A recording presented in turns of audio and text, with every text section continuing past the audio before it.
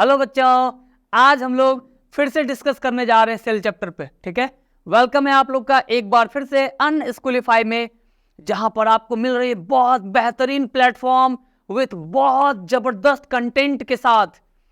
बिल्कुल अच्छे से समझना है बेटा, जैसे हम लोगों ने लास्ट लेक्चर देखा, इस लेक्चर में भी हम लोग देखेंगे बिल्कुल उसी तरीके से। आज हम लोग क्या करने जा रहे हैं वो देखते हैं हम लोग पहले बेटा। फंडामेंटल यूनिट ऑफ लाइफ एक लेक्चर तो हमने कर रखा है, ये हमारा दूसरा है।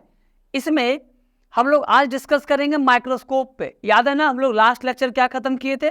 हमने सेल के बारे में देखा, सेल का डिस्कवरी कैसे हुआ, सेल को किसने खोजा, कैसे खोजा, ये सारा चीज हमने देखा। आज हम लोग एक छोटा सा टॉपिक, देखो ये एकदम बहुआ सा टॉपिक है, माइक्रोस्कोप। क्या है बेटा? माइक्रोस्कोप है जिस पे हम लोग डिस्कस कर रहे हैं। ये माइक्रोस्कोप है, आपको दिख रहा है ना, ये देखो, ये है माइक्रोस्कोप। ठीक है, सबसे पहले दो तरह का माइक्रोस्कोप है अपने पास, एक सिंपल माइक्रोस्कोप और एक है कंपाउंड माइक्रोस्कोप। सबसे पहले सिंपल माइक्रोस्कोप, एकदम ध्यान से देखिएगा। सिंपल माइक्रोस्कोप का क्या स्टोरी है बेटा? ये जो माइक्रोस्कोप है, इससे हम क्या देखते हैं, इससे हम देखेंगे क्या, पहले ये बताओ। इससे हम लोग देखते हैं छोटी छोटी अक्षरें, कॉपी आप पढ़ते हैं ना, तो छोटी छोटी पॉइंट्स को हम लोग देखते हैं। कई बार आप देखे होंगे चावल पर कुछ लोग कविताएं लिखते हैं, चावल पर आपका नाम लिखा जाता है। तो चावल के ऊपर जो नाम लिखा जा रहा है उसको कैसे पढ़ेंगे हम लोग? इन्हीं के कृपा से पढ़ते हैं हम लोग, सिंपल माइक्रोस्कोप से। तो सिंपल माइक्रोस्कोप की मदद से छोटी छोटी अक्षरों वाली चीजों को पढ़ेंगे। ठीक है, इसके मदद से हम क्या पढ़ेंगे? स्मॉल लेटर्स को पढ़ेंगे, स्मॉल जो किताबें हैं उसमें की लेटर्स को पढ़ेंगे। और ये है कंपाउंड माइक्रोस्कोप, जिसकी मदद से बैक्टीरिया को देखेंगे, वायरस को देखेंगे, ब्लड सेल्स को देखेंगे। दोनों में डिफरेंस क्लियर रखना है हम लोगों को, बहुत ज्यादा डीप नहीं चलना है हम लोगों को, इतना डिफरेंस याद रखना है। ये सिंपल माइक्रोस्कोप से हम क्या देख सकते हैं और कंपाउंड माइक्रोस्कोप से हम लोग क्या देखेंगे। तो सिंपल माइक्रोस्कोप आपके सामने है, ये देख रहे हो बेटा, ये एकदम प्यारा, इसी पर तो स्लाइड ये है। अब देखना हम देखते कैसे हैं। आपका आंख यहां होगा, ये आपका क्या है? आई है, ये आपका आई है। आप जब यहां से देखेंगे ना, तो सबसे पहले क्या करेंगे हम, क्या कि एक चावल ले लेते हैं। आप मार्केट में जाइएगा, देखिएगा वहां पे चावल पे लोग कविताएं लिखती हैं, चावल पे नाम लिखा जाता है आपका, आप नाम लिखवा लीजिएगा। सिंपल माइक्रोस्कोप में इस जगह पर देखना पड़ता है, ये रहा चावल का दाना, यहां पे रखेंगे हम लोग और इसको सेट करेंगे। कन्वेक्स लेंस लगा होता है यहाँ पे, और जब इसमें देखेंगे तो हमको उसकी अक्षरें, उसकी लेटर्स बहुत क्लियर नजर आएगी। ठीक है ना, तो सिंपल माइक्रोस्कोप में हम क्या कर सकते हैं, पता चल गया। ये अपने पास है कंपाउंड माइक्रोस्कोप, इसमें हम क्या देखेंगे, यहां पर हम लोग देखने जा रहे हैं ब्लड सेल्स को देखेंगे हम लोग। क्या देखेंगे बेटा? ब्लड सेल्स को देखेंगे हम लोग, बैक्टीरिया को देखेंगे हम लोग, और भी किसी चीज को देखिएगा, वायरस को देख लेंगे हम लोग। इन सब चीजों को देखते हैं कंपाउंड माइक्रोस्कोप में।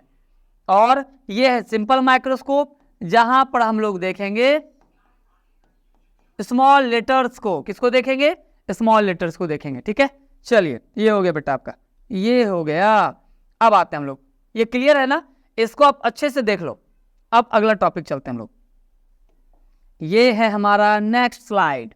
अब आ गया यूनिसेलुलर और मल्टीसेलुलर। तो आप ऐसे समझो, दुनिया में जितने भी ऑर्गेनिज्म है, आप बताओ, मैं आपसे क्वेश्चन पूछता बेटा, आप बताओ दुनिया में कितने लिविंग ऑर्गेनिज्म है? चलिए बताइए तो जल्दी से। हाँ बिल्कुल सही, दुनिया में दो ही तो है, प्लांट और एनिमल। कोई तीसरा है तो बताइए हमको। प्लांट और एनिमल के अलावा इस पूरी पृथ्वी पर कोई तीसरा है ही नहीं जिंदा। तो हम क्या बोलेंगे कि दुनिया में जितने भी लिविंग ऑर्गेनिज्म हैं वो सब सेल के बने हैं, और कुछ ऐसे हैं जो यूनिसेलुलर हैं। अब देखिए, यूनी का मतलब क्या हुआ? एक मिनट बेटा, ये है यूनिसेलुलर। यूनी का मतलब होता है सिंगल, यूनी का मतलब क्या हो गया? सिंगल। और मल्टी का मतलब क्या हो गया? बहुत सारा, मेनी। आप मूवी हॉल जाते हैं ना, वहां देखिए मल्टीप्लेक्स, ये मल्टी सेलुलर है, ये क्या हो गया? यूनिसेलुलर। तो यूनिसेलुलर और मल्टी सेलुलर में क्या डिफरेंस हो गया? बहुत आसान सा डेफिनेशन है, आपके एग्जाम के लिए बहुत ज्यादा इंपॉर्टेंट ये डेफिनेशन पूछेगा आपसे। हम क्या बोलेंगे, ये है ना टाइप्स ऑफ ऑर्गेनिज्म, ये है टाइप्स ऑफ ऑर्गेनिज्म। तो यूनिसेलुलर का डेफिनेशन क्या हो जाएगा, बोलिए तो जल्दी से। बिल्कुल, आप लोग को बिल्कुल पता है, सही बोल रहे हैं आप लोग। इसका मतलब हुआ वैसा ऑर्गेनिज्म जो एक सेल का बना हो।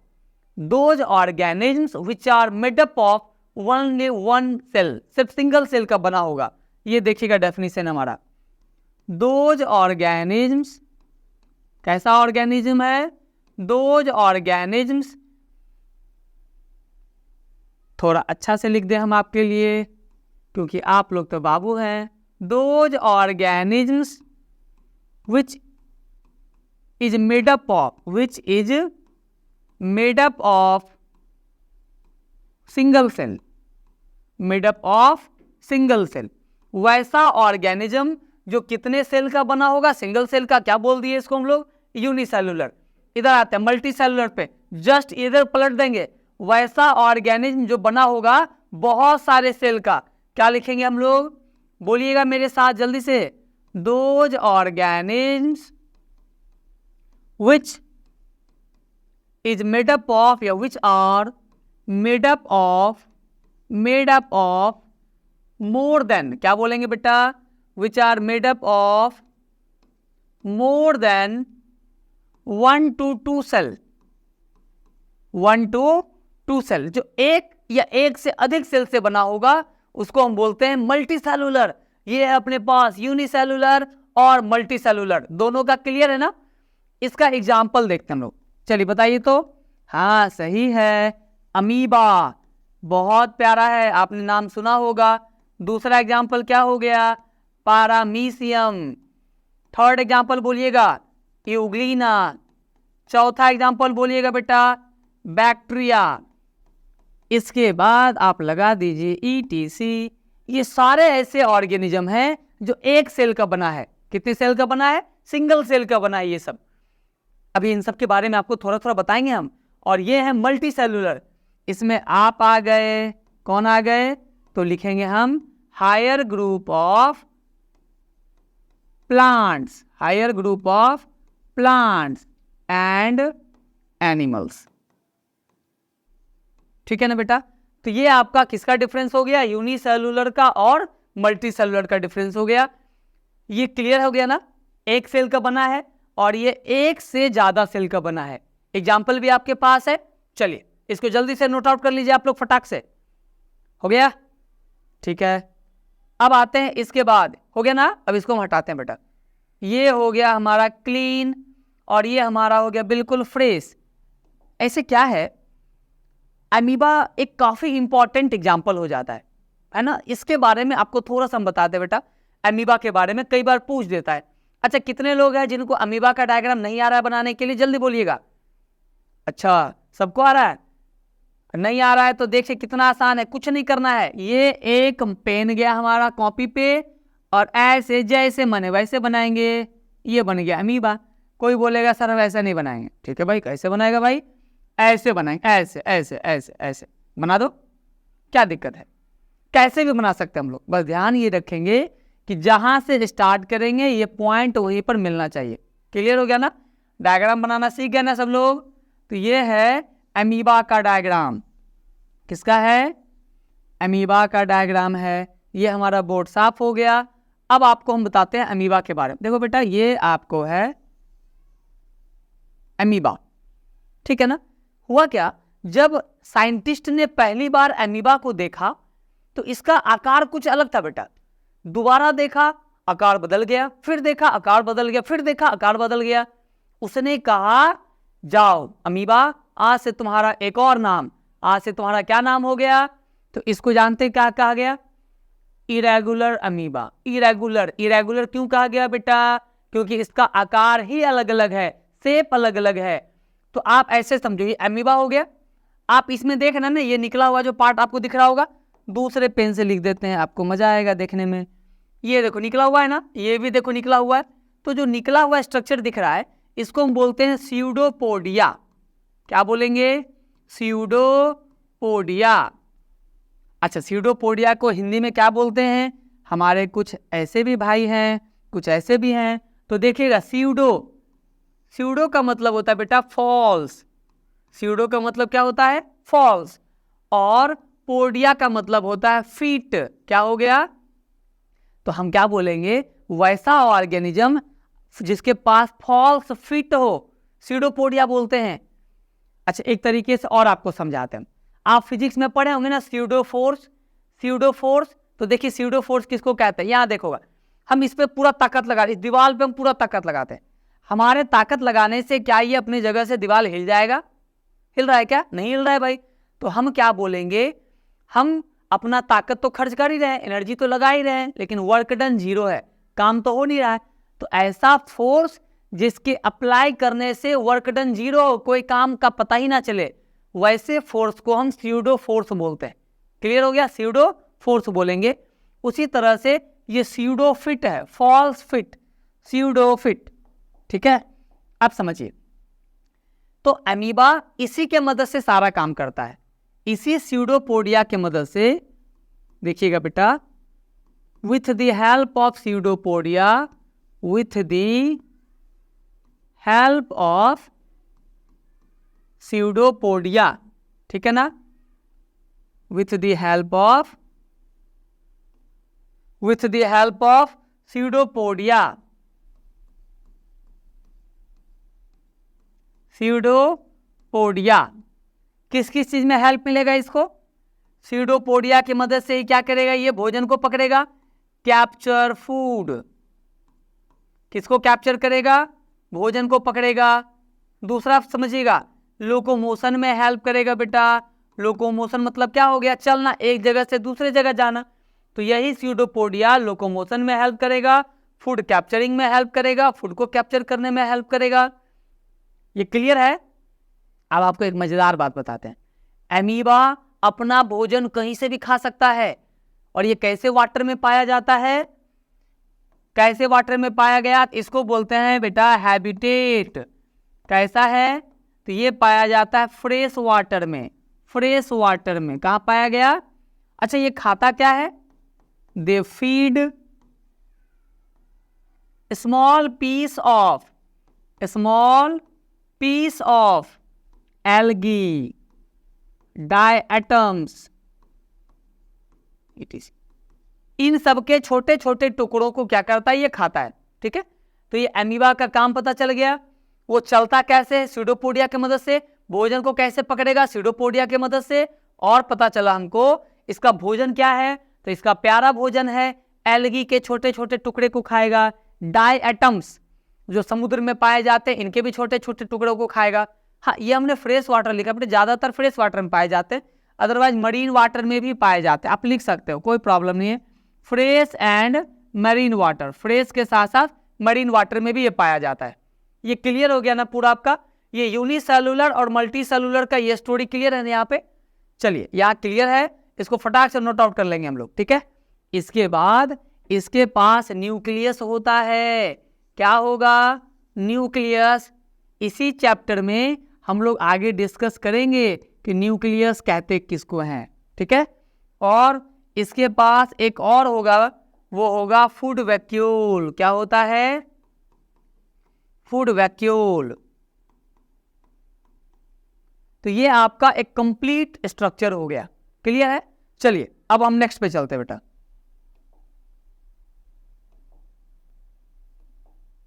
आइए आगे। ये देखिए आपके सामने क्या है ये। अब हम आते हैं, याद है हमने आपको क्या कहा था? हम कंपाउंड माइक्रोस्कोप की मदद से हम देखते हैं fat cells, red blood cells, nerve cell, ये सारा सेल है जो आपके बॉडी में पाया जाता है। एक एक करके इसको हम छोटा छोटा रिव्यू लेते हैं हम लोग इसका। देखो बेटा क्या है इसमें। सबसे पहले हम लोग देखते हैं ये फैट सेल्स है, ये रेड ब्लड सेल्स है। आपके लिए याद रखना, ये रेड ब्लड सेल्स बहुत इंपॉर्टेंट हो गया। ये कौन सा बेटा? नर्व सेल है। दूसरा क्या हो गया? वाइट ब्लड सेल है, इसको साइड कर दें, ये भी इंपॉर्टेंट है। ये वाइट ब्लड सेल है, ये स्पर्म सेल है, ये ओवम है। जितने को हमने रेड से मार्क किया है ना, ये आपके लिए एकदम एग्जाम में आएगा ही आएगा। ये जितना भी रेड से हमने मार्क किया है बेटा, ये आपके 9th के एग्जाम के लिए, 10th तक के लिए ये काफी इंपॉर्टेंट है, याद रखना। बाकी जो हम देख रहे हैं फैट सेल्स हो गया, इंटेस्टाइनल हो गया, बोन हो गया, स्मूथ हो गया, तो आपको हमने बताया था कि हम लोग आपको जो पढ़ाते हैं इस लेवल पर पढ़ाते हैं कि आप जब 11th में जाएं तो आपको टॉपिक में दिक्कत ना आए, 11th के टॉपिकों को समझने में दिक्कत ना आए, इसलिए हम लोग थोड़ा आपको ले जाके पढ़ाते हैं डीप तक।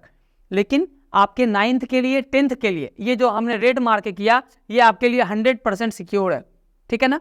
तो हम आपको एक एक करके बताते हैं। सबसे पहले हमारे पास रेड ब्लड सेल है बेटा। क्या है? Red blood cell. देखिए हम सब ने रेड ब्लड देखा है, आपने देखा है ना। तो कहता है रेड ब्लड कहां पाया जाता है, अभी आपको बताते हैं। आप डॉक्टर के पास जाइएगा, आप देखिएगा किसी को कोरोना हो गया, आपको हम पहले सिखाते हैं सुई देना। अब देखिए सुई दीजिएगा ना तो आपको रेड ब्लड का पता चलेगा कहां होता है, व्हाइट ब्लड कहां होगा। आप डॉक्टर के पास गए, बोले क्या सर देखिए ना कल जा रहे थे क्रिकेट खेल रहे थे, लोहा से लग गया चोट। कहां से लग गया? लोहा से चोट लग गया। अब तो हमको पता है कि लोहा से चोट लग गया, टेटनस का इंजेक्शन लेना पड़ेगा बेटा विदिन 12 आवर। और अब डॉक्टर के पास तो गए, आप देखिएगा डॉक्टर क्या करेगा।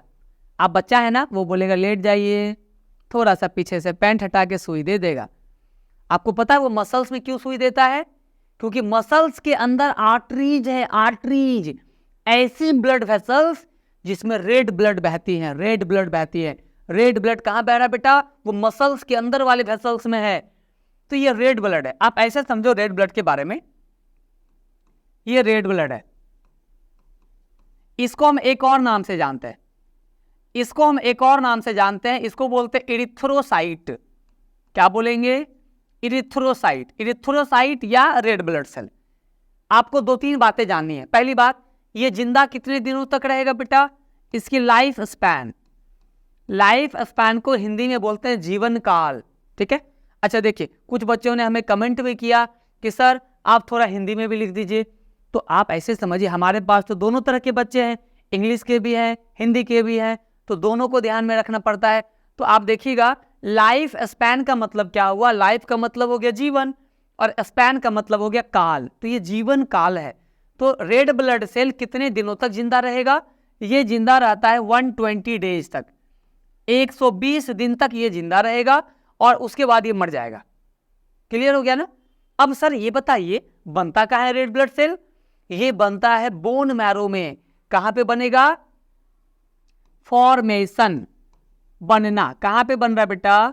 फॉर्मेशन कहां पे होती है इसकी? तो बोन मैरो में। अच्छा बोन मैरो को हिंदी में क्या बोलते हैं? अस्थि मज्जा। ध्यान दीजिएगा, आप हिंदी को गोली मारिए, जिस बच्चे को हिंदी में देखना उनका भी तो ख्याल रखना। आप ही के दोस्त है भाई, आप ही के भाई बंधु हैं, उनको भी तो बोर्ड पास करना है। तो ये आपको बोन मैरो हो गया। अब क्योंकि कोई पढ़ाता नहीं है बायलिंगुअल, तो इसलिए हम लोगों ने कहा इंग्लिश और हिंदी दोनों को बायलिंगुअल करके, ताकि हर बच्चे को अच्छे से समझ में आए। तो ये बोन मैरो हो गया बेटा, इसको अस्थि मज्जा बोलते हैं हिंदी में। ये बोन मैरो में बनता है। अच्छा बोन मैरो किसने किसने देखा है? जल्दी से बताइए तो कमेंट करके। अच्छा देखिएगा बोन मैरो कहाँ होता है, हम आपको बताते हैं।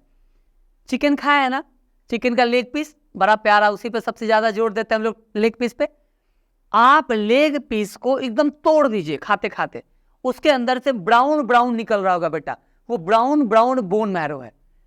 आप जब लेग पीस को चबाएंगे तो उसके अंदर आपको ब्राउन ब्राउन बुरादा जैसा निकलेगा, वो ब्राउन ब्राउन बुरादा वो बोन मैरो है, वहीं पर ब्लड बनता है, ठीक है ना।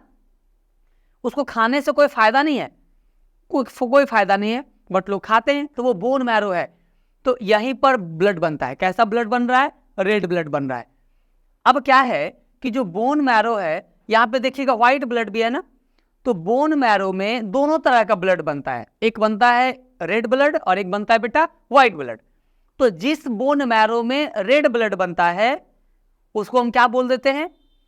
बिल्कुल उसको बोलते हैं रेड बोन मैरो, और जिसमें व्हाइट ब्लड बन रहा है उसको हम बोलते हैं व्हाइट बोन मैरो। अच्छा आप नोटिस कीजिएगा, आप अपने घर में क्या करो ना, एक व्हाइट बॉटल ले लो, ठीक है, व्हाइट बॉटल में एक रसना घोल लो, रसना को डाल दो, आप देखना व्हाइट बॉटल के अंदर से जो अपीयरेंस आएगी कलर की, वो ऑरेंज अपीयरेंस आएगी।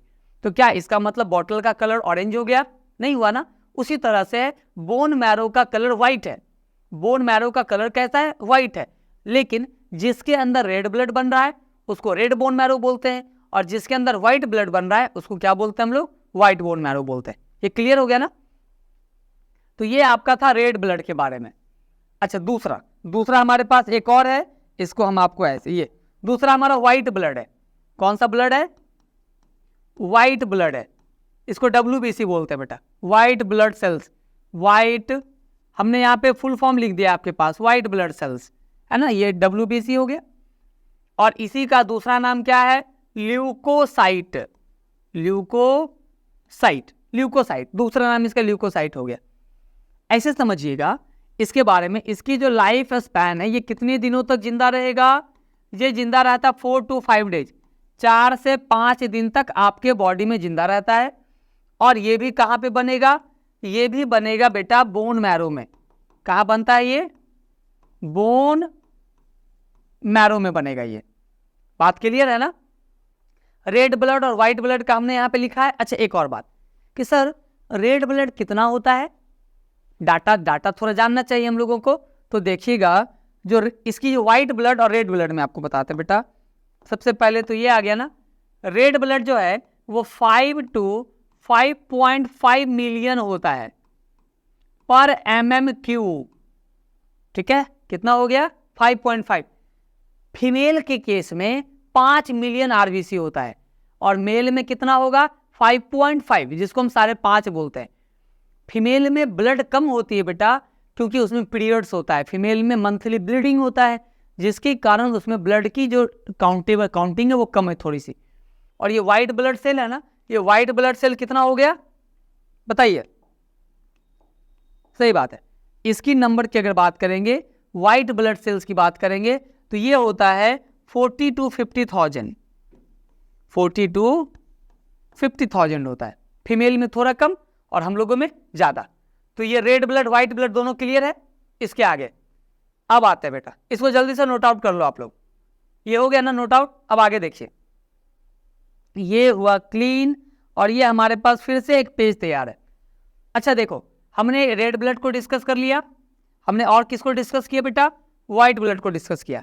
अब हमारे पास है ये नर्व सेल, इसको थोड़ा सा देखते हैं हम लोग, बहुत इंपॉर्टेंट है। पता है, अगर ये ना हो तो आपको पता ही नहीं चलेगा कि कौन क्या कर रहा है। ये नर्व सेल है जिसके कारण आपको पता चलता है कि दर्द का एहसास होना।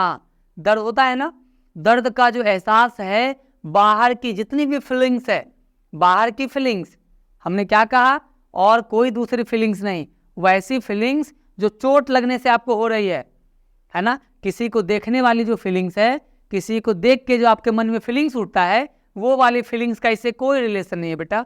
ये बस चोट लग गया, उसकी फीलिंग्स कोई बताएगा। तो ये कौन करेगा? नर्व सेल करेगा। ये स्पर्म है ना, ये वाला स्पर्म कहता है ये मेल में होता है स्पर्म, और ये ओवम किस में हो गया बेटा? फीमेल में हो गया। यहां देखिएगा, ये स्पर्म है और ये ओवम है। आप ऐसे समझो, इस दोनों में साइज किसका बड़ा होता है? तो ओवम का साइज बड़ा होगा किससे? स्पर्म से, है ना। ओवम को हम फीमेल गैमेट्स बोलते हैं और स्पर्म को क्या बोलेंगे? Male gametes. तो किसका साइज बड़ा है? ओवम का साइज बड़ा है। ये फीमेल में रिलीज होगा और ये स्पर्म किस में रिलीज होगा? मेल में रिलीज होगा।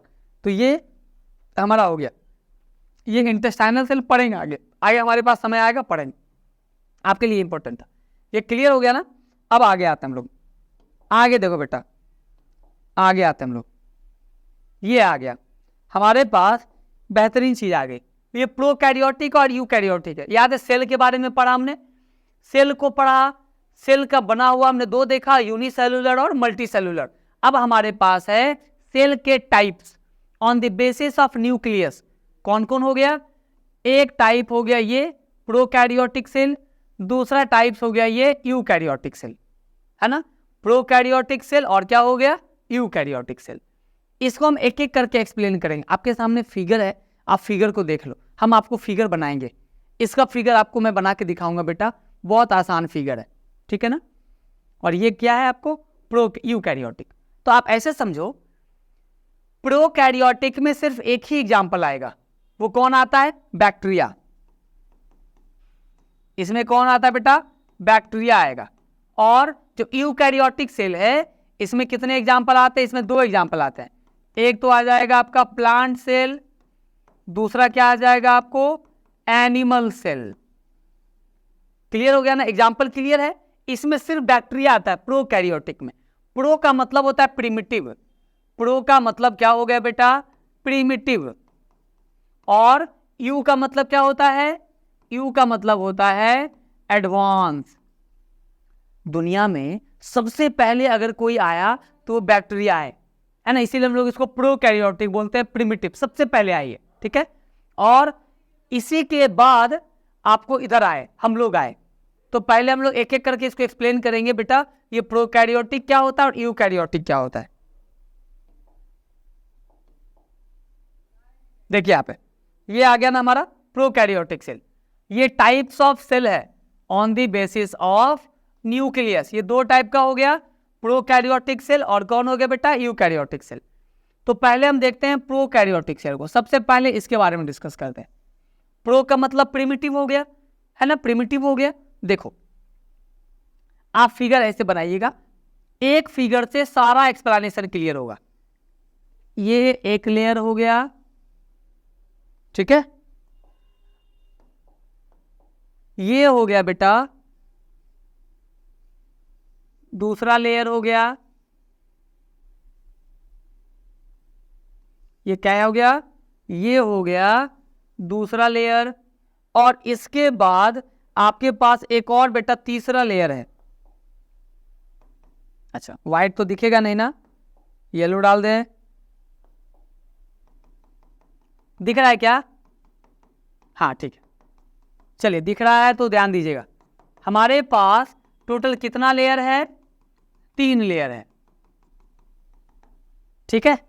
तो बैक्टीरिया कितने लेयर से मिलकर बना हुआ है? 3 लेयर से मिलकर बना है। सबसे जो पहला लेयर है इसको हम लोग क्या बोलते हैं? इसको बोलेंगे ग्लाइकोकैलिक्स। क्या बोलते हैं? ग्लाइकोकैलिक्स। दूसरा हमारे पास कौन सा है?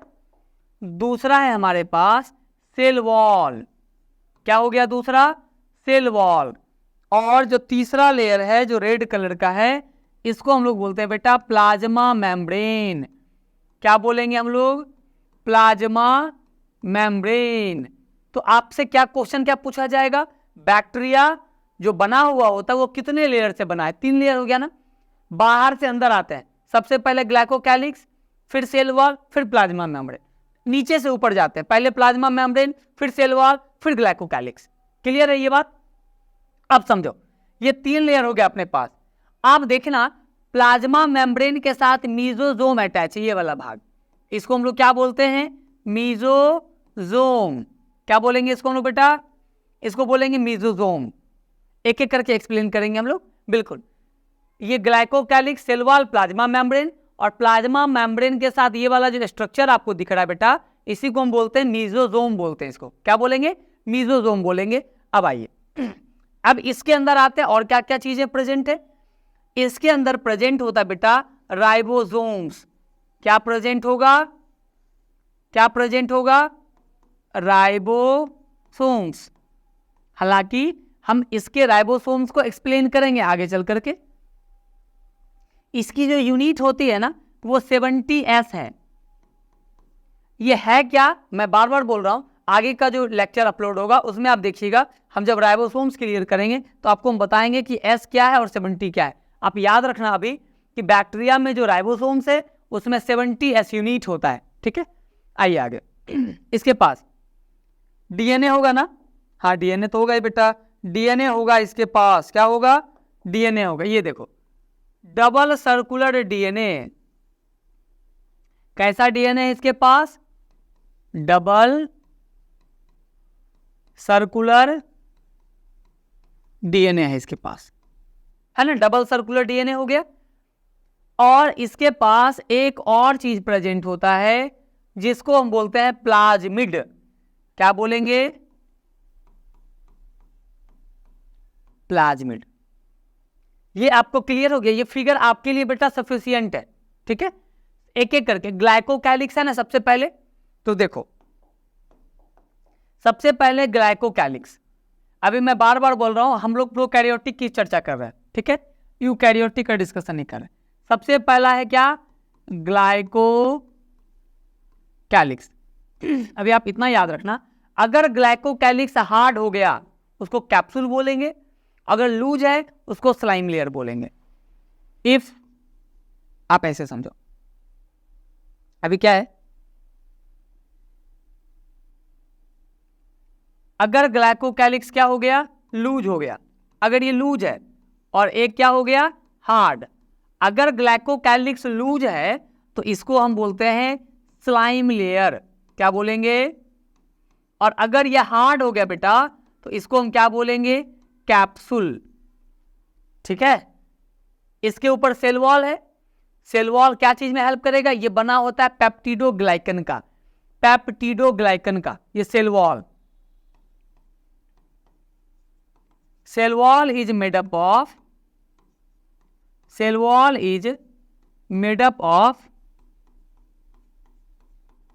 पेप्टिडोग्लाइकन। किसका बना होता है ये, पेप्टिडोग्लाइकन का बना होता है। दूसरा क्या है, तीसरा हमारे पास प्लाज्मा मेम्ब्रेन है। तो प्लाज्मा मेम्ब्रेन के साथ क्या अटैच है, मीजोजोम अटैच है ना। मीजोजोम का 3 काम आप लोग याद रखिएगा। पहला, मीजोजोम का पहला काम क्या है, तो ये हेल्प करता है किसमें, help in formation of cell wall. अच्छा रुकिए बेटा, इसको हम आराम से लिखते हैं, आपको पहले इधर कर लो।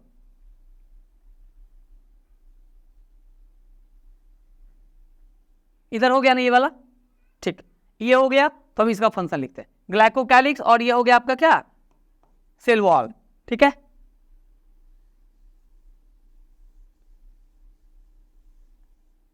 इसके बाद देखो मीजोजोम का देखते हैं हम लोग। मीजोजोम का क्या क्या फंक्शन है, बोलिए तो जल्दी से। पहला काम किसका है, help in formation of cell wall. किसके बनने में हेल्प करेगा, सेल वॉल को बनने में हेल्प करेगा। दूसरा बोलिएगा, सेल वॉल बन गया ना, माइटोकॉन्ड्रिया के जैसा भी काम करता है बेटा, work like mitochondria. Mitochondria powerhouse of the cell, energy देगा सेल को। तीसरा है ये, तीसरा क्या करेगा बोलिएगा, ये 2 हो गया ना, थर्ड पे आते हैं हम लोग। तीसरा कहता है help in respiration, help in respiration पे भी बेटा हेल्प करेगा। ये क्लियर हो गया ना। तो हमारे पास ग्लाइकोकैलिक्स क्लियर हो गया, सेल वॉल, प्लाज्मा मेम्ब्रेन और मीजोजोम। ठीक है, अब आते हैं हम लोग अंदर की तरफ। अंदर कुछ वैसा खास नहीं है, बस ये समझो बेटा, ये प्लाज्मिड है, ये सेल्फ रेप्लिकेटिंग होता है, self replicating and extra chromosomal, extra chromosomal. ये आपका बैक्टीरिया कंप्लीट हो गया। ये आपका क्या है, प्रोकैरियोटिक सेल। ठीक है, तो प्रोकैरियोटिक सेल में सबसे पहले क्या पता चला, ये कितने 3 लेयर का बना हुआ है, glycocalyx, cell wall, plasma membrane. Glycocalyx अगर लूज होगा तो क्या बोलेंगे, स्लाइम लेयर, अगर हार्ड होगा तो बोलेंगे कैप्सूल। ठीक है, अगर इसके बाद आएंगे तो सेल वॉल है जो पेप्टिडोग्लाइकन का बना हुआ है, फिर प्लाज्मा मेम्ब्रेन है जिसके साथ क्या अटैच है बेटा, मीजोजोम। और मीजोजोम का ये 3 काम है, बैक्टीरिया का सेल वॉल डैमेज हो गया, सेल वॉल बनने में हेल्प करेगा, माइटोकॉन्ड्रिया के जैसा काम करेगा और रेस्पिरेशन में हेल्प करेगा। इसके बाद हमारे पास है प्लाज्मिड, जो एक्स्ट्रा क्रोमोजोमल होता है, सेल्फ रेप्लिकेटिंग होगा, जो इसको मल्टीप्लाई करने में हेल्प करेगा। और इसके पास है बेटा सबसे इंपॉर्टेंट डबल सर्कुलर डीएनए। ठीक है ना, ये आपका हो गया, कर लो इसको, हो गया। अब आइए, अब आओ बेटा, ये आपका है बैक्टीरिया का। तो बैक्टीरिया का अभी अभी हमने देखा क्या क्या है, तो बैक्टीरिया के अंदर क्या है, ये self replicating extra chromosomal DNA है बेटा, है ना, ये self replicating extra chromosomal DNA इसके पास। ये देखो, ये प्लाज्मिड डीएनए हो गया यहाँ पे। अभी हम देखेंगे फ्लैजिला भी होता है बैक्टीरिया में। ये राइबोसोम हो गया, इसका यूनिट कितना था, 70S। ये इंक्लूजन बॉडी है बेटा, ये फूड स्टोरेज में हेल्प करता है, हेल्प इन फूड स्टोरेज। किसमें हेल्प करेगा, हेल्प इन फूड स्टोरेज है ना, फूड स्टोरेज होगा यहाँ पे। ये मीजोजोम है, किसके साथ अटैच है, अंदर वाले लेयर के साथ। मीजोजोम का क्या काम, याद है काम, ये साइटोप्लाज्म इसके अंदर भरा हुआ होता है, ये प्लाज्मा मेम्ब्रेन हो गया, ये सेल वॉल हो गया, और इसके पास सबसे ब्लू वाला जो ऊपर का लेयर है ना बेटा, ये क्या हो गया आपको, ग्लाइकोकैलिक्स हो गया। इसके पास ये फ्लैजिला हो गया जो लोकोमोशन में हेल्प करता है बेटा। किस में हेल्प करेगा, हेल्प इन लोकोमोशन। लोकोमोशन मतलब चलने में हेल्प करेगा, स्विम करने में हेल्प करेगा। इसके पास फिम्बड़ी है, ये छोटा छोटा देख रहे हो ना बेटा, इसको फिम्बड़ी बोलते हैं हम लोग। ये जो छोटा वाला स्ट्रक्चर आपको दिख रहा है इसको हम बोलते हैं फिम्बड़ी। किसमें हेल्प करेगा, हेल्प इन एडहेशन। एडहेशन का मतलब होता है बेटा चिपकना। क्या है, चिपकना। एडहेशन, एडहेशन का मतलब होता है बेटा चिपकना। तो बैक्टीरिया अगर कहीं पे चिपक रहा है, उसको चिपकने में कौन हेल्प कर रहा है, उसको चिपकने में हेल्प कर रहा है फिम्बड़ी। तो बैक्टीरिया को चिपकने में फिम्बड़ी हेल्प करेगा। इसके पास फूड स्टोरेज के लिए क्या है, इंक्लूजन बॉडी है। मेसोजोम का काम पता है हम लोगों को, फ्लैजिला लोकोमोशन में हेल्प करने में हेल्प करेगा। प्लाज्मिड के बारे में पता है बेटा, ये क्लियर है ना। चलिए आगे,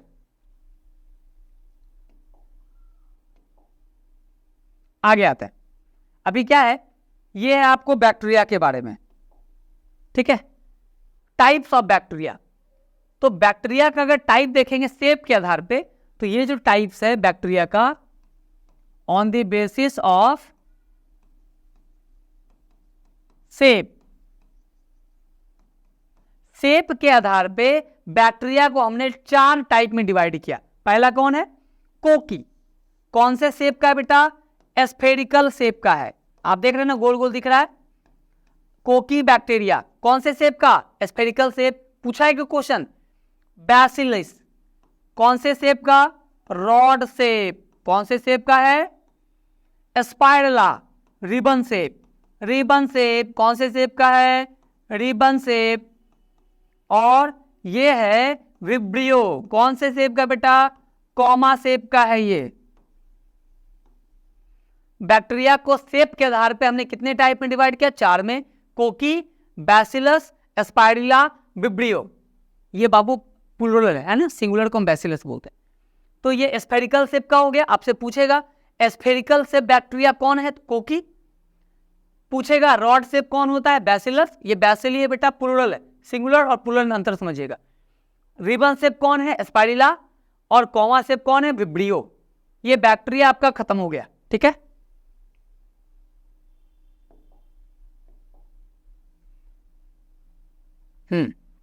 अब आइए यहां देखो बेटा, ये प्रोकैरियोटिक सेल को हमने डिस्कस कर लिया ना। अब हमारे पास कौन है, यूकैरियोटिक सेल है। यू का मतलब होता है प्रिमिटिव, आपको बताया। और इसके अंदर 2 आते हैं, प्लांट सेल भी और एनिमल सेल भी आते हैं। दोनों आ गए इसके अंदर, प्लांट सेल भी आते हैं और एनिमल सेल। तो अब हम लोग डिस्कस करेंगे इसके बारे में, यूकैरियोटिक सेल। यू का मतलब प्रिमिटिव, ये क्या हो गया, एडवांस, पहले भी लिखा था हमने। और ये न्यूक्लियस हो गया, एडवांस न्यूक्लियस है ना, ये यूकैरियोटिक सेल हो गया। चलिए इसके आगे देखते हैं। देखिएगा, यूकैरियोटिक सेल को हमने डिवाइड किया 2 में, प्लांट सेल और एनिमल सेल। दोनों है ना, प्लांट सेल भी और एनिमल सेल भी है। तो अभी मैं आपको इसका डायग्राम दिखाता हूं, प्लांट सेल का और एनिमल सेल का। तो ये बैक्टीरिया खत्म हो गया हमारा बेटा, और ये आ गया आपके पास एनिमल सेल और प्लांट सेल आ गया, ठीक है। तो ये एनिमल सेल हो गया और क्या हो गया, प्लांट सेल हो गया। आपको पता है ना कि यूकैरियोटिक सेल को हमने डिवाइड किया 2 टाइप में, प्लांट सेल और एनिमल सेल। आपके पास ये एनिमल और प्लांट है। अब देखिएगा कितना ये ऐसा इंपॉर्टेंट है कि ये बिल्कुल आपके लिए इंपॉर्टेंट, इसको समझना पड़ेगा। क्या कह रहा है, ये आपको है एनिमल सेल, ठीक है। अब देखिए, और ये प्लांट सेल। आप पहले ये देखो, इसमें से क्वेश्चंस पूछता है, डिफरेंस पूछेगा आपसे। आपके एग्जाम में 9th में, बोर्ड के एग्जाम में एकदम इंपॉर्टेंट पूछेगा, difference between plant cell and animal cell.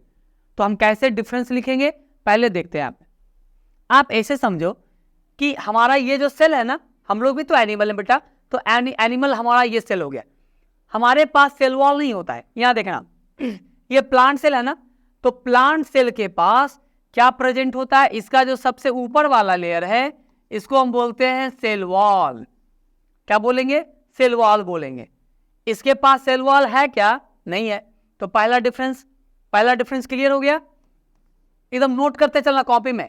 पहला difference between plant cell and animal cell. पहला डिफरेंस, सेल वॉल इधर प्रेजेंट है, प्लांट में सेल वॉल है, एनिमल में सेल वॉल क्या है बेटा, एब्सेंट, खत्म, है ही नहीं। दूसरा, अब देखो ये सेल मेम्ब्रेन इधर भी प्रेजेंट है, सेल मेम्ब्रेन को प्लाज्मा मेम्ब्रेन बोलते हैं, और यहां भी सेल मेम्ब्रेन प्रेजेंट है। तो ये डिफरेंस नहीं ना हुआ, ये सिमिलैरिटी हुआ। दो टाइप से क्वेश्चन पूछता है बोर्ड में, एक तो difference between plant cell and animal cell, दूसरा पूछेगा similarity between plant cell and animal cell. तो ये बेटा सिमिलैरिटी हो गया, दोनों में प्रेजेंट है, ठीक है। अब आते हैं, इसके बाद चलते हैं हम लोग। अब देखो यहां सेंट्रोजोम है। सेंट्रोजोम सिर्फ और सिर्फ एनिमल के सेल में पाया जाता है, प्लांट के सेल में एब्सेंट है। अब देखो यहां दिखेगा ही नहीं आपको, कहीं सेंट्रोजोम दिख रहा है क्या, ये देखो सेंट्रोजोम कहीं नहीं है, ये सेल वॉल रहा ना बेटा, तो सेंट्रोजोम कहीं है ही नहीं। तो सेंट्रोजोम दूसरा डिफरेंस हुआ, हम क्या लिखेंगे, cell wall only and only present in plant cell, animal में एब्सेंट, पहला डिफरेंस।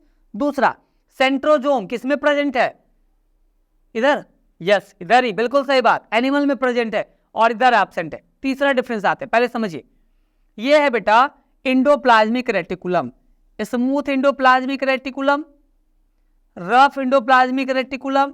इधर भी देखना, यहां भी है आपको, इधर भी आपको देखो, ये देखो इंडोप्लाज्मिक रेटिकुलम। तो इंडोप्लाज्मिक रेटिकुलम इधर भी होगा और इधर भी होगा, दोनों में। एक एक करके आपको हम डिफरेंस लिखते जाएंगे, आपको आसान होगा समझने में। पहले आप डिफरेंस यहां से देख लो क्या क्या है, और देखो मैं आपको यहां पे दिखाता हूं लिख के, ठीक है ना। यहां देखिएगा, इसमें देखते हैं हम लोग, इसमें डिफरेंस आपको हम दिखाते हैं। ये है प्लांट सेल और एनिमल सेल। सबसे पहले क्या हम लिखेंगे बेटा, यहां पे पहला डिफरेंस बोलिए तो, सेल वॉल एब्सेंट है। सेल वॉल क्या है यहां पे, एब्सेंट, और इधर सेल वॉल क्या है, प्रेजेंट है। अब देखिए आपको हम बताते हैं, हमने आपके लिए स्पेशल तैयार करके भी रखा है ना, उसको दिखाते हैं आप लोग, बड़ा मजा आएगा। ये देखो हमने तैयार करके रखा है आपके लिए, एग्जाम में सबसे इंपॉर्टेंट है, पूछेगा ही पूछेगा, एकदम ऐसा ही स्लाइड आपको लिखना है। पहला बताइए तो जल्दी से बताइएगा। इधर हमने क्या पढ़ा, इधर हम लोग डाल देते बेटा, ये एनिमल है ना, तो ये एनिमल सेल हो गया। ये क्या हो गया आपको, ये देखिए कितना मजा आ रहा है ऐसे करने में। ये है एनिमल सेल, क्या है ये, एनिमल सेल, और ये क्या है, प्लांट सेल। फिगर आपके पास है ना दोनों का, ये एनिमल सेल है। पहला बात, इसमें क्या है, तो सेल वॉल एब्सेंट, इधर सेल वॉल क्या है बेटा, एब्सेंट है, और यहां पर सेल वॉल क्या है, प्रेजेंट है, सेल वॉल प्रेजेंट।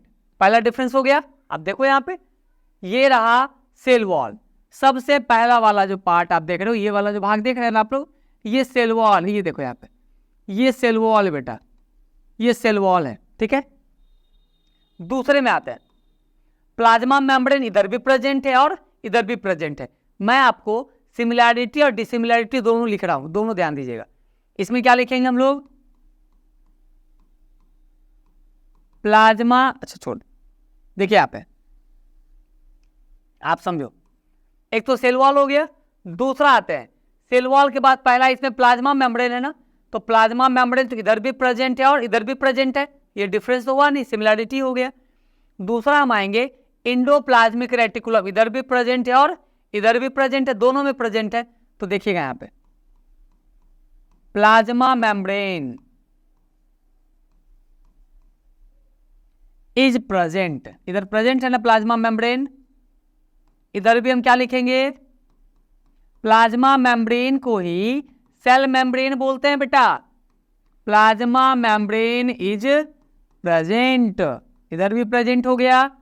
तीसरा आते हैं हम लोग, तीसरा ध्यान देंगे क्या कह रहा है, तीसरे पे प्लाज्मा मेम्ब्रेन के बाद हम आएंगे तो पता चलेगा ये न्यूक्लियस के बारे में, न्यूक्लियस, न्यूक्लियस प्रेजेंट होगा, बिल्कुल होगा, बिना न्यूक्लियस के तो सर काम चलेगा नहीं। ये सबसे इंपॉर्टेंट ऑर्गेनेल है। यहाँ भी क्या है, न्यूक्लियस प्रेजेंट है, न्यूक्लियस इज प्रेजेंट। बात समझ रहे हैं ना? तो आप देखो यहाँ पे, आप देखो हम लोग सिमिलरिटी जो है वो हम अगले पेज पे लिखेंगे, पहले सिर्फ डिफरेंस। इधर क्या लिखेंगे बोलिए तो, जल्दी बोलिएगा। सेल वॉल इज एब्सेंट या प्रेजेंट? हाँ अब तो लिख ही दिया हम। इधर बोलिएगा सेल वॉल क्या है, सेल वॉल इज प्रेजेंट। इधर सेल वॉल क्या है बेटा, ये प्रेजेंट है। दूसरा डिफरेंस पे आते हैं, सेंट्रियोल, सेंट्रियोल इज प्रेजेंट। इधर सेंट्रियोल क्या है, प्रेजेंट है, और इधर क्या है, सेंट्रियोल एब्सेंट है। सेंट्रियोल इज एब्सेंट है बेटा। तीसरे में आते हैं हम लोग, आप समझो, ये इंडोप्लाज्मिक रेटिकुलम है, ये वाला, ये देख रहे हो, ये पूरा का पूरा इंडोप्लाज्मिक रेटिकुलम है ये। तो इंडोप्लाज्मिक रेटिकुलम यहाँ भी है, और यहाँ देखो ये वाला इंडोप्लाज्मिक रेटिकुलम है बेटा। आप जस्ट इसके पीछे वाले स्लाइड में जाएंगे ना तो आपको इसका लिखा हुआ पूरा मिलेगा, वहाँ हमने लिख रखा है पहले से, ये इंडोप्लाज्मिक रेटिकुलम। तो इंडोप्लाज्मिक रेटिकुलम इसमें भी प्रेजेंट है और इंडोप्लाज्मिक रेटिकुलम इसमें भी प्रेजेंट है। ये तो सिमिलैरिटी हो गया, डिफरेंस तो हुआ नहीं। अब आते हैं थर्ड पे, कहता है इसके पास देखना और क्या क्या प्रेजेंट है। इसके पास देखो माइटोकॉन्ड्रिया भी प्रेजेंट, ये क्या है, ये माइटोकॉन्ड्रिया। इसके पास भी क्या है बेटा, ये देखो ये माइटोकॉन्ड्रिया यहाँ भी प्रेजेंट है, ठीक है। राइबोसोम्स इसके पास भी प्रेजेंट है, इसके पास भी प्रेजेंट है। अब आते हैं डिफरेंस पे क्या कहता है, अगर आप गौर कीजिएगा, हमारे पास वैक्यूल्स, अगर हम वैक्यूल्स की बात करते हैं, ये देखो बेटा ये वैक्यूल्स, ये पूरा दिख रहा है आपको, ये पूरा वैक्यूल है, ये पूरा क्या है, वैक्यूल्स है।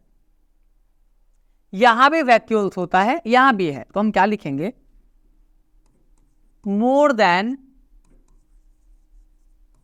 One vacuoles is present, more than one vacuoles is present. और यहां पर क्या होगा, ओनली वन वैक्यूल, सिर्फ कितना वैक्यूल है बेटा, वैक्यूल इज प्रेजेंट। अब देखो यहां पे मोर देन वन वैक्यूल्स है ना, लेकिन अगर दोनों की फंक्शन की बात करेंगे तो इसकी ये नॉन फंक्शनल है, हम लोगों में वैक्यूल्स का कोई काम होता ही नहीं है।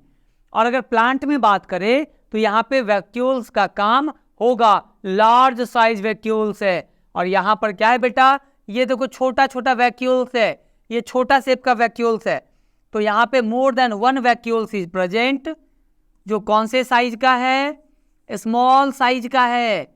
और यहां पर क्या लिखेंगे हम लोग, बिल्कुल बेटा ये लार्ज साइज का होता है। एक और डिफरेंसेस सर, आप फिगर में अगर आप गौर से देखो तो एक डिफरेंस और पता चलता है, एनिमल सेल का जो न्यूक्लियस है वो बीच में होगा, जबकि प्लांट का जो न्यूक्लियस है, अब देख रहे हैं ना बिल्कुल बेचारा दब गया है, एकदम से लग रहा है कोई इसको प्रेस कर दिया। तो हम क्या लिखेंगे, सुनिएगा, यहां इसका न्यूक्लियस कहां पे है, न्यूक्लियस इज सेंट्रिक। सेंट्रिक का मतलब क्या होता है बेटा, ये स्टैंडर्ड वर्ड है, समझिएगा। सेंट्रिक का मतलब होता है जो सेंटर में प्रेजेंट हो, बीच में प्रेजेंट हो। तो न्यूक्लियस बीच में प्रेजेंट होता है। यहां पर क्या लिखेंगे, न्यूक्लियस आर एसेंट्रिक। न्यूक्लियस क्या है आपको, एसेंट्रिक है।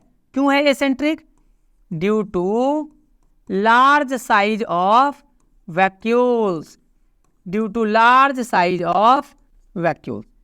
डिफरेंसेस देख रहे हैं ना आप, वैक्यूल्स के बड़ा होने के कारण न्यूक्लियस सेंटर से हट गया तो हमने उसको एसेंट्रिक कह दिया। और यहां पे वैक्यूल छोटा छोटा है बेटा, तो न्यूक्लियस बीच में है, इसलिए हमने क्या कहा, सेंट्रिक कहा। ठीक है बात। अब आइए गोल्जी बॉडी में देखिएगा, गोल्जी बॉडी में अगर आप गौर कीजिएगा तो एक ये वाला फेस दिख रहा है ना, ये वाला फेस, और एक यहां है। अब गौर से देखना, न्यूक्लियस से गोल्जी बॉडी दूर है ना यहां पे, और यहां पर क्या है, बिल्कुल पास है। तो हम एक और डिफरेंस लिख सकते हैं, क्या लिख सकते हैं, Golgi body is closer, closer than, sorry बेटा ये क्लोजर तो नहीं होगा बिल्कुल। Golgi body is far from किससे दूर है ये दूर है बेटा न्यूक्लियस से। और ये क्या होगा बोलिए तो, Golgi body is closure then nucleus. ये न्यूक्लियस से क्या है, बिल्कुल नजदीक है। ये 5 डिफरेंस आपके लिए काफी इंपॉर्टेंट है, ठीक है। प्लांट सेल और एनिमल सेल का, तो प्लांट सेल और एनिमल सेल का क्या क्या डिफरेंस हो गया। तो सबसे पहला पता चला कि प्लांट में सेल वॉल है, एनिमल के पास सेल वॉल नहीं है। दूसरी बात है, आपको सिमिलरिटी तो पता है ना, प्लाज्मा मेम्ब्रेन दोनों के पास है, राइबोसोम दोनों के पास है, माइटोकॉन्ड्रिया दोनों के पास है, न्यूक्लियस दोनों के पास है, एंडोप्लाज्मिक रेटिकुलम दोनों के पास है। वैक्यूल्स पे डिफरेंसेस आया, वैक्यूल्स इधर छोटा है, कोई काम का नहीं, इधर वैक्यूल्स बड़ा है, बहुत बेहतरीन काम का बेटा। और यहां पर वैक्यूल छोटा होने के कारण न्यूक्लियस बीच में है, यहां वैक्यूल्स बड़ा होने के कारण क्या हो गया, न्यूक्लियस के क्या हो गया, बेचारा चिपक गया, बेचारा जाकर के दूर हट गया वो। गोल्जी बॉडी की बात करेंगे तो गोल्जी बॉडी न्यूक्लियस से बिल्कुल क्लोज है, वैक्यूल से क्लोज है। यहां पे न्यूक्लियस से क्या है, दूर है ना, दूर है। हाँ, ऐसा भी लिख सकते हैं आप कि प्लाज्मा मेम्ब्रेन से इधर नजदीक, उधर प्लाज्मा मेम्ब्रेन से क्या हो गया, दूर हो गया। सेंट्रियोल की बात करेंगे तो यहाँ सेंट्रियोल एब्सेंट होगा, क्योंकि सेंट्रियोल सिर्फ एनिमल में होता है बेटा, और वो सेल डिवीजन में हेल्प करता है। तो सिर्फ प्लांट एनिमल में ही होगा, प्लांट में सेंट्रियोल एब्सेंट होगा।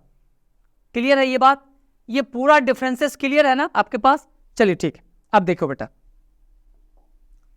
अब देखो यहाँ पे अभी क्या है, अभी देखो यहाँ पे,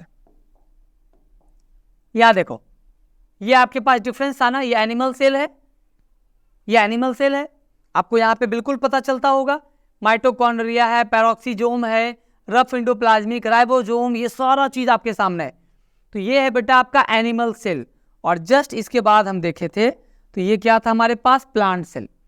तो एनिमल सेल और प्लांट सेल का पूरा फिगर आपके पास है, इसका पूरा आपके पास डिफरेंसेस है, और आप आसानी से इसको कर सकते हो। क्लियर है ना, कोई दिक्कत है। चलिए आगे देखते हैं हम लोग बेटा। ये आपका हो गया क्या, प्लांट सेल और एनिमल सेल हो गया। तो ये डिफरेंसेस यहाँ पे क्लियर हो गया, ठीक है ना। अब अगले क्लास में बेटा हम लोग डिस्कस करेंगे किसके बारे में, प्लाज्मा मेम्ब्रेन के बारे में डिस्कस करेंगे हम लोग। किसके बारे में डिस्कस करेंगे, प्लाज्मा मेम्ब्रेन। आपको क्या करना है, आपने पहला लेक्चर देखा, ये दूसरा लेक्चर था, दोनों के क्वेश्चंस को बनाना है, ऑब्जेक्टिव क्वेश्चंस को भी, सब्जेक्टिव को भी। और इन सब का जो क्वेश्चन है बेटा, ऑब्जेक्टिव और सब्जेक्टिव, ये दोनों हम आपको करवाएंगे चैप्टर के लास्ट में। वहाँ पे कुछ सब्जेक्टिव क्वेश्चन भी मैं करवाऊंगा जो आपके 9th के बोर्ड के लिए बहुत इंपॉर्टेंट होगा, और कुछ ऑब्जेक्टिव क्वेश्चंस भी हम लोग करेंगे जो क्या होगा, काफी इंपॉर्टेंट होगा आपके एग्जाम के लिए, ठीक है ना। चलिए अच्छे से पढ़िएगा, बेस्ट ऑफ लक।